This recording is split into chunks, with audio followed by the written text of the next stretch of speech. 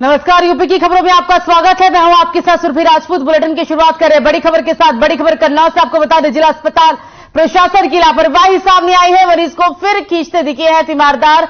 मदद के लिए नहीं आया कोई भी वार्ड बॉय। स्ट्रेचर ढूंढ मरीज को वार्ड में ले गए तीमारदार। स्ट्रेचर पर मरीज खींचने का वीडियो सोशल मीडिया पर वायरल। सीएमसी की सख्ती के बाद नहीं है वार्ड बॉय। बड़ी जानकारी, बड़ी खबर आपको स्क्रीन पर बता दें कि इस दौरान एक वीडियो सोशल मीडिया पर तेजी से वायरल हो रहा है। यहां वीडियो में साफ तौर पर देखा जा सकता है कि किस तरीके से अस्पताल प्रशासन की लापरवाही देखी जा सकती है। बड़ी जानकारी आपको कन्नौज से बता रही है। जिला अस्पताल प्रशासन की बड़ी लापरवाही देखने को मिली। मरीज को फिर से खींचते हुए तीमारदार दिखे और इसका वीडियो भी सोशल मीडिया पर वायरल हो रहा है। स्ट्रेचर ढूंढ मरीज को वार्ड में ले गए थे खुद ही मरीज के परिजन। स्ट्रेचर पर मरीज खींचने का वीडियो सोशल मीडिया पर वायरल। सीएमसी की सख्ती के बाद भी नहीं सुधर रहे हैं वार्ड बॉय। मदद के लिए कोई भी वार्ड बॉय नहीं आया। ये तस्वीर हम आपको दिखा रहे हैं। आप तस्वीर में स्ट्रेचर पर जिसे लेते हुए जा रहे हैं मरीज को, वो और कोई नहीं बल्कि मरीज के परिजन ही है। वार्ड बॉय यहां नहीं नजर आया और ये बड़ी लापरवाही इसे कहा जा सकता है। हालांकि इसका वीडियो सोशल मीडिया पर वायरल हो चुका है। ये पूरा मामला कन्नौज के एक जिला अस्पताल का है। अस्पताल की लापरवाही तस्वीरों को देखकर आप खुद अंदाजा लगा सकते हैं। जब मरीज इलाज करवाने के लिए यहां पहुंचता है तो कोई भी वार्ड बॉय स्ट्रेचर पर ले जाने के लिए वहां मौजूद नहीं था, तो खुद मरीज के परिजन युवक को स्ट्रेचर पर लेकर जाते हुए नजर आ रहे हैं। सीएमसी की सख्ती के बाद भी नहीं सुधर रहे हैं वार्ड बॉय।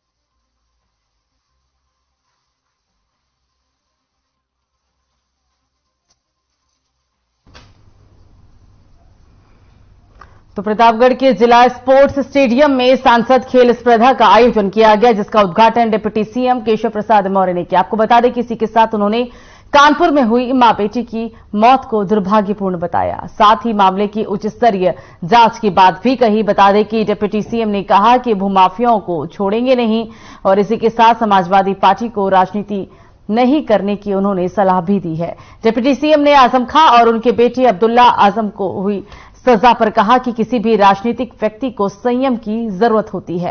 बेवजह सड़क जाम करना किसी राजनीतिक व्यक्ति का कार्य नहीं है।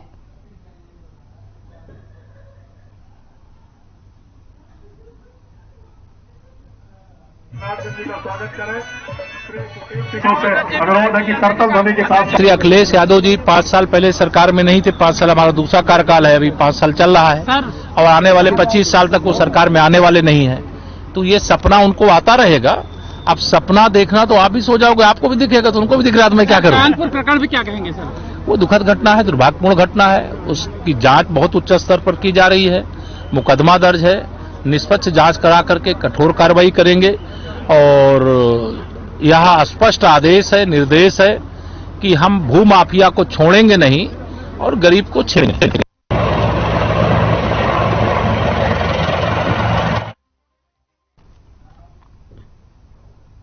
तो बदायूं के दातागंज में 16 फरवरी को होने वाले रोजगार मेले के लिए स्थल निरीक्षण करने टीम पहुंची। बता दें कि दातागंज के श्रीराम कोल्ड स्टोरेज मैदान में रोजगार मेला लगेगा, जिसको लेकर स्थल निरीक्षण भी किया गया है। मेले में 40 कंपनियां पहुंचेंगी जो लगभग 2500 युवाओं को रोजगार भी देंगी। मेले का शुभारंभ श्रम एवं सेवायोजन मंत्री अनिल राजभर ने करेंगे।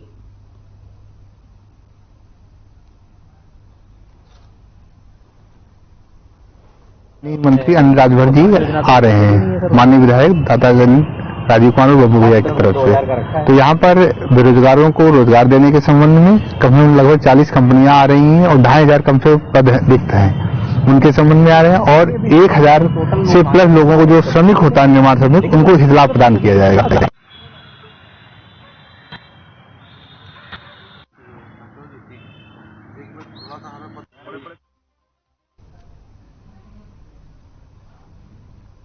तो अपना दल एस के बागी नेता हेमंत चौधरी ने सिद्धार्थनगर जिले से कई नई पार्टी का गठन किया है। मंगलवार को अपनी नई पार्टी राष्ट्रीय जन क्रांति पार्टी का गठन करने के बाद राष्ट्रीय अध्यक्ष हेमंत चौधरी ने इस मौके पर आए और अपने सैकड़ों समर्थकों को संबोधित भी किया। हेमंत चौधरी ने नई पार्टी के गठन के बाद फिलहाल अपना दल एस के करीब सारे ही पदाधिकारियों ने इस्तीफा देकर इनकी पार्टी की सदस्यता ग्रहण कर ली है और इसमें ज्यादातर लोगों को राष्ट्रीय और जनपद स्तर की जिम्मेदारी सौंपी गई है। बाद में मीडिया से बात करते हुए नवगठित राष्ट्रीय जनक्रांति पार्टी के राष्ट्रीय अध्यक्ष हेमंत चौधरी ने कहा कि उन्हें अपना दल से बगावत कर नई पार्टी अनुप्रिया और आशीष पटेल द्वारा कार्यकर्ताओं की अपेक्षा की वजह से बनाई गई है। उन्होंने अपना दल के राष्ट्रीय अध्यक्ष अनुप्रिया पटेल पर गंभीर आरोप लगाते हुए कहा कि अनुप्रिया पटेल हमेशा से कार्यकर्ताओं के साथ सौतेला व्यवहार करती है और उन्हें बस एक मशीन की तरह इस्तेमाल कर छोड़ देती है।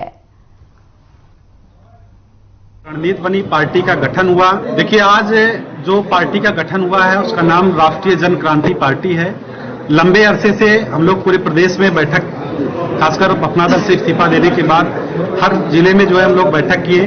बैठक करने के बाद रणनीति बनी पार्टी का गठन हुआ और आज उसकी घोषणा हम लोग बुद्ध की धरती से यहां से किया जो है। देखिए, आज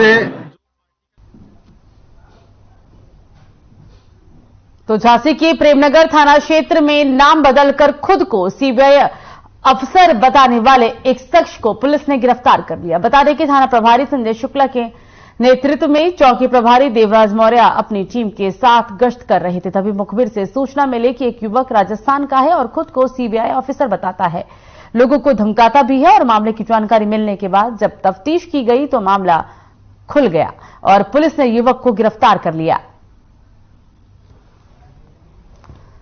तो फर्जी सीबीआई ऑफिसर को पुलिस ने गिरफ्तार किया। नाम बदलकर लोगों से वसूली किया करता था। मुखबिर की सूचना के आधार पर पुलिस ने कार्रवाई की और अब नकली सीबीआई ऑफिसर पुलिस के गिरफ्त में आ चुका है। बताया जा रहा है कि युवक खुद को सीबीआई ऑफिसर बताकर वसूली किया करता था, लोगों को धमकाता था और इसी वजह से लोगों ने जब शक हुआ तो इसकी सूचना पुलिस को दी। पुलिस ने तफ्तीश की, पूरा मामला उजागर हुआ तो पता चला कि जो युवक है वो एक सीबीआई ऑफिसर नहीं है, बल्कि वो सिर्फ झूठ बोलकर लोगों को डराता धमकाता था और अवैध वसूली किया करता था।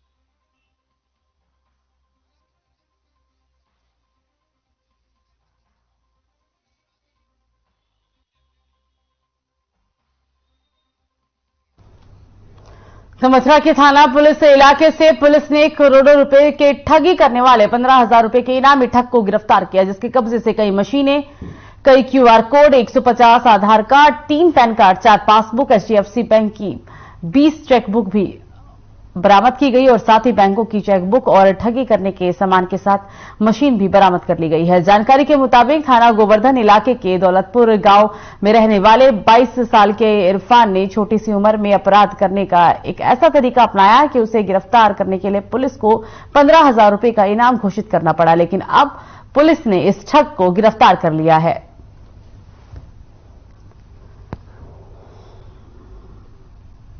पुलिस के द्वारा साइबर अपराध करने वाले अपराधियों के विरुद्ध मुकदमा पहले दर्ज किया गया था, जिसमें कि एक नामजद अपराधी था इरफान, जो कि दौलतपुर गांव का रहने वाला था, जिसपे कि 15,000 रुपए का इनाम था। इसको आज गिरफ्तार करने में थाना गोवर्धन पुलिस को सफलता मिली है। ये बेसिकली जो यहाँ पर साइबर अपराध करते थे,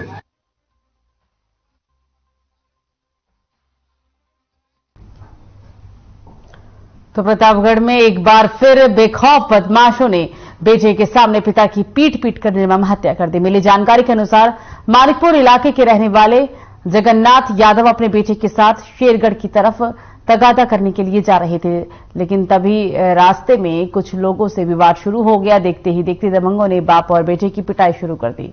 इस पिटाई में जहां बेटे को गंभीर चोटें आई तो वहीं पिता की दर्दनाक मौत हो गई। सूचना मिलने के बाद मौके पर पहुंची पुलिस ने घायलों को सामुदायिक स्वास्थ्य केंद्र कुंडा में भर्ती कराया, जहां डॉक्टर ने जगन्नाथ यादव को मृत घोषित कर दिया, जबकि उसके बेटे की हालत गंभीर बनी हुई है। तनाव को देखते हुए भारी पुलिस बल की तैनाती भी कर दी गई। अपर पुलिस अधीक्षक पश्चिमी रोहित मिश्र ने बताया है कि मामला संज्ञान में है। पुलिस मौके पर घटना की जांच कर रही है।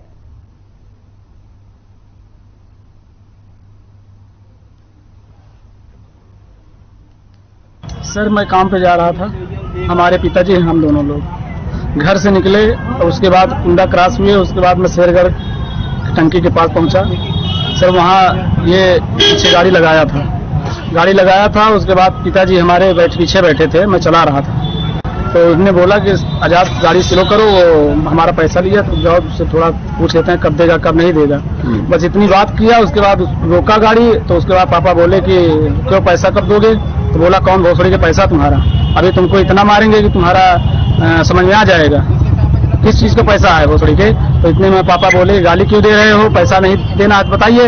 ये एक युवक द्वारा अभी ये सूचना दी गई है कि वो अपने पिता के साथ बाइक पर जा रहा था और किसी व्यक्ति से पैसे के लेन देन का इनके फादर से विवाद था, जिस पर रास्ते में रोककर मारपीट की गई और जिससे बाद में उनकी मृत्यु हो गई।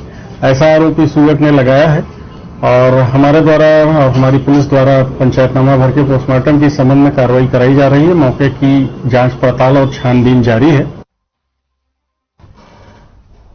तो यूपी बोर्ड परीक्षा को लेकर देवरिया के अपर जिलाधिकारी गौरव श्रीवास्तव ने प्रेस वार्ता की है और बताया है कि 10वीं और 12वीं की बोर्ड परीक्षा जल्द ही शुरू होनी है और हर जिले में समुचित व्यवस्था लगभग तैयार हो चुकी है। बता दें कि जिले में 193 परीक्षा केंद्र बनाए गए हैं। सभी सेंटरों पर पर्याप्त फोर्स की व्यवस्था भी की गई है। सेंट्रल मजिस्ट्रेट और सेक्टर मजिस्ट्रेट की व्यवस्था पूरी कर ली गई है और अगर परीक्षा के दौरान किसी भी तरह की खामियां पाई जाती है तो उस स्कूल के खिलाफ कार्रवाई की जाएगी। जनपद देवरिया में बोर्ड परीक्षाओं को लेकर के कुल 193 परीक्षा केंद्र बनाए गए हैं। सभी परीक्षा केंद्रों पर पूरी सूचिता के साथ परीक्षा संपन्न कराने के लिए हम लोगों ने पर्याप्त व्यवस्थाएं की हैं। सभी पे पर्याप्त फोर्स रहेगी। सभी सेंटरों पे स्टैटिक मजिस्ट्रेट की नियुक्ति की गई है, सेक्टर मजिस्ट्रेट की नियुक्ति की गई है, जोनल मजिस्ट्रेट हैं और इसके अलावा फ्लाइंग स्क्वाड भी बनाया गया है। सभी केंद्र व्यवस्थापकों, सहायक अतिरिक्त केंद्र व्यवस्थापकों और sector magistrate, static magistrate, zonal magistrate के साथ में बैठक कर करके जिलाधिकारी महोदय और पुलिस अधीक्षक महोदय द्वारा सभी को जो शासन के निर्देश हैं उनसे अवगत कराया।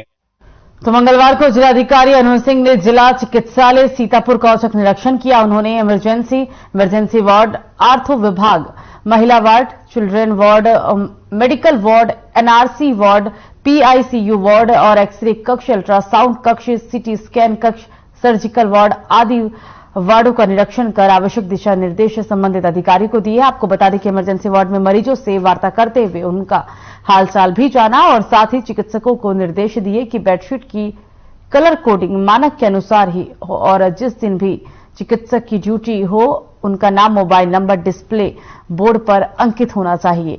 साथ ही बता दें कि इमरजेंसी वार्ड में कार्यरत कर्मचारियों से स्टाफ की जानकारी भी ली गई। मुख्य चिकित्सा अधीक्षक से दवाओं की उपलब्धता की जानकारी ली और आर्थो विभाग में होर्डिंग एरिया बनाने के निर्देश दिए गए ताकि कोई भी मरीज अनावश्यक बाहर नहीं बैठे।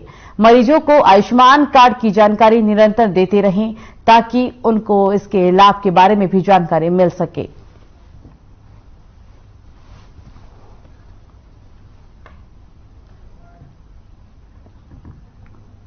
फिलहाल तो अंडर कंट्रोल है, कम है, लेकिन कुछ उसमें व्यवस्थाएं बनाई जा रही थी जिससे कि आगामी आने वाले दिनों में जब अगर मरीजों की संख्या अगर बढ़ेगी तो उसके लिए अस्पताल बेहतर व्यवस्थित रहे।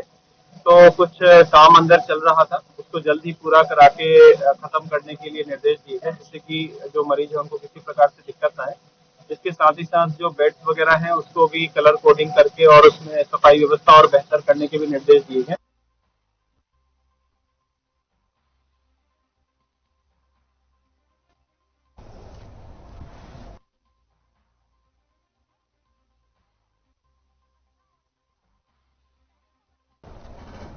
तो सिद्धार्थनगर के डुमरियागंज तहसील क्षेत्र के में ही हरदो गांव में कोटेदार की दबंगई का मामला सामने आया, जिसको लेकर ग्रामीणों ने कोटेदार पुनीता सिंह पर कोटा नहीं बांटने और कोटेदार के पति विवेक सिंह पर दबंगई करने का आरोप लगाते हुए कोटा निरस्त करने की मांग की है। ग्रामीणों ने कहा कि कोटेदार द्वारा हम लोगों को राशन नहीं दिया जाता है। कोटेदार के दबंग पति द्वारा जबरन अंगूठा भी लगवा लिया जाता है और राशन देने की बात पर गाली गलौज देने के साथ जान से मारने की धमकी भी दी जाती है। इस संबंध में कोटेदार के विरुद्ध ग्रामीणों ने प्रमुख सचिव खाद्य एवं रसद आयुक्त लखनऊ, आयुक्त कार्यालय बस्ती, जिलाधिकारी सिद्धार्थनगर को शिकायती पत्र लिखकर कोटेदार के खिलाफ जांच की मांग भी की थी, जिसको लेकर अब नायब तहसीलदार आनंद ओझा ने पहुंचकर ग्रामीणों से इसकी जानकारी ली है।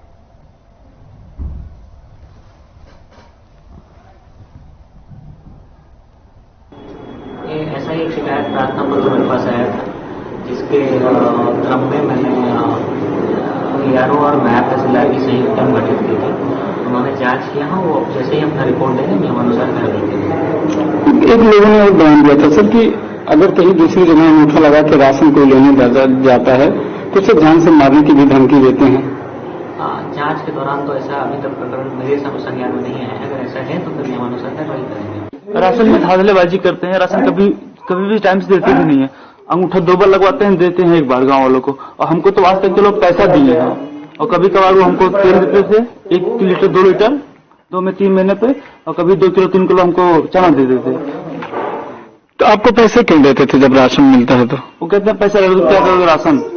अच्छा, आपको गोली वोली मारने की भी बात सामने आई थी? हाँ, आज के 7 महीने पहले उनके साथ में हमारी बात हुई थी। हमारा अंगूठा लगवा रहे थे पिछले पूरे 7 महीने से, हमको दिए नहीं भी पैसा। हमने उनसे पूछा कि हमारा राशन इनको दे दो। फिर घर पे 1 बार अंगूठी लगवा लेते हैं, लेने जाओ तो फिर कहते हैं लगाओ। जो पूछो कि घर वाला लगवाए तो वो राशन दो, कहते हो तो कैंसिल हो गया। कभी चिट्ठी लिख के देते हैं, घर पे दुकान पे लगवाते हैं। पूछो वो क्या हुआ तो कहते हो डुमरियागंज कैसे जाओगे, कर्म संख्या लिख के देते हैं। डुमरियागंज जाने का रास्ता बताते हैं। अपने नेतागिरी सत्ता के बदौलत किसी को कुछ समझते नहीं है। एक्शन लो तो कहते हैं कि कहे नहीं राशन मिले थे, नहीं देते हैं। का अंगूठा लगवा लेते हैं, नहीं देते हैं। के हो राशन नहीं देते के? चिंटू, आप लोग कोटेदार के पास जाते तो क्या कहते हैं? अंगूठा लगवा लेते हैं, राशन नहीं मिलता है। 2-3 महीना देते नहीं है। कितना दिन पहले आपका मिला रहा? आज महीना दिए रही। सही है सर, इसमें जो है अंगूठा रसद करवा लेते हैं और बाद में ये कहते हैं कि आने दो फिर मिलेगा राशन। फिर वो जब्त हो जाता है। कहीं 2 महीना 3 महीने के बाद कहीं 1 बार दे दिए और फिर इसके बाद ऐसे ये समझ लीजिए कि साल में जो है 3-4 बार ऐसे राशन मिलता है। यहाँ डुमरियागंज में राघवेंद्र सिंह विधायक थे, तब से जबरदस्ती अपने एक आदमी को जो है कोटा दिलवाया जिसका नाम पुनीता सिंह है। और जब से वो कोटा लिया करीब 6 साल हो गया, आज तक एक दाना अनाज नहीं दिया गरीबों को। गरीबों के पास खेत नहीं है, जो उनका है वही किसी को लेकर के पैसा वैसा दे देते हैं 2-4 महीने बाद, नहीं तो अनाज तक नहीं देते आज तक। करीब करोड़ों का मकान लिए हैं, लखनऊ में जमीन ले लिए हैं, यहाँ जमीन ले लिए, बस्ती में जमीन लिए। भट्ठा वालों को ब्याज पे पैसा देते हैं, बाकी गरीबों का खून चूस करके और अपना पेट एकदम भर लिए हैं। यह समस्या है भैया कि राशन नहीं मिलता है। इतने दिन पर 5 साल पर हमें 5 दफा दिए। आप लोग क्यों शिकायत नहीं किए? नहीं, हम गरीब आदमी का शिकायत करिए। तो क्या चाहते हो आप लोग? अब आप सब चाहिए थे कि मिल जाए और का चाहिए। कितना खेती होती है आपके पास? तो कैसे आपका फिर भरण पोषण होता है? अब ऐसे राशन मिलत है, मेहनत मजदूरी करके खाई दी।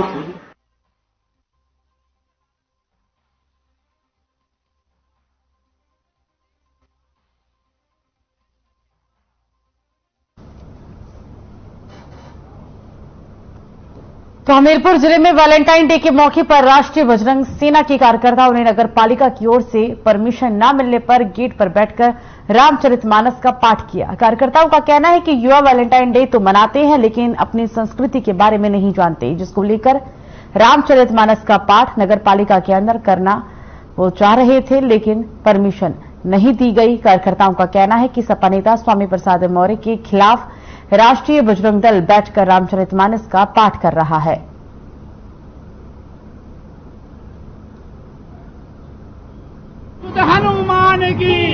हम केवल अपने धर्म के प्रति, सनातन की आस्था के प्रति, उसके प्रति समर्पित हैं। जो हमारे सनातन का विरोधी, सनातन के जो रामचरितमानस या श्री रामचरितमानस की प्रतियां जलाता है, उसका अपमान करता है, हम उसके अपमान करने वाले लोग हैं। हम किसी संगठन के नहीं, हम अपने धर्म के हैं, अपने सनातन धर्म के हैं। हम किसी की बुराई करने वाले नहीं, अपनी अच्छाई करने वाले लोग हैं। हमें जो मना किया गया, हमें परमिशन नहीं दी गई। परमिशन लेने के कारण, परमिशन लेने की वजह से हमें अपमानित करने का प्रयास किया गया। छोटे छोटे बच्चों को, जो कि कहीं से भी आप लोगों को आतंकवादी गतिविधि का। तो महोबा के ऐतिहासिक कीरत सागर तट पर महोबा महोत्सव कार्यक्रम का आयोजन किया गया है। इस दौरान जिलाधिकारी मनोज कुमार सहित कई मानी अधिकारियों ने झांकी पर पुष्प वर्षा की और तस्वीरें हम आपको आयोजन के दौरान की दिखा रहे हैं।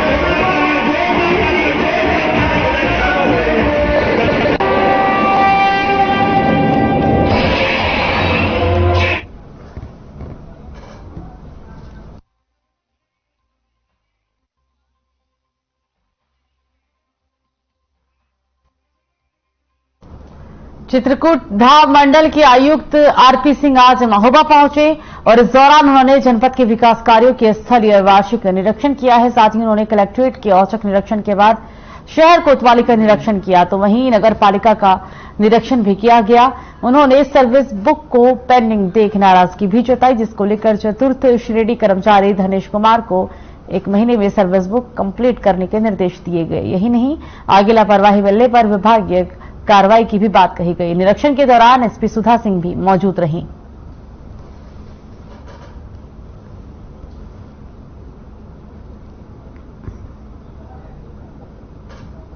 ये वार्षिक निरीक्षण है।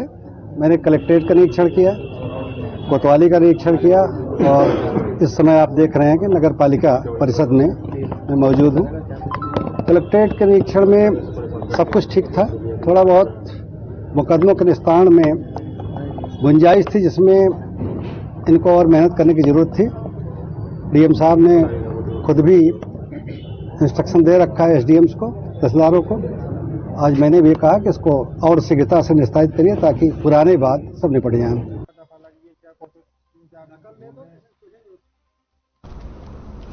तो फिलहाल खबरों में मुझे दीजिए इजाजत। नमस्कार।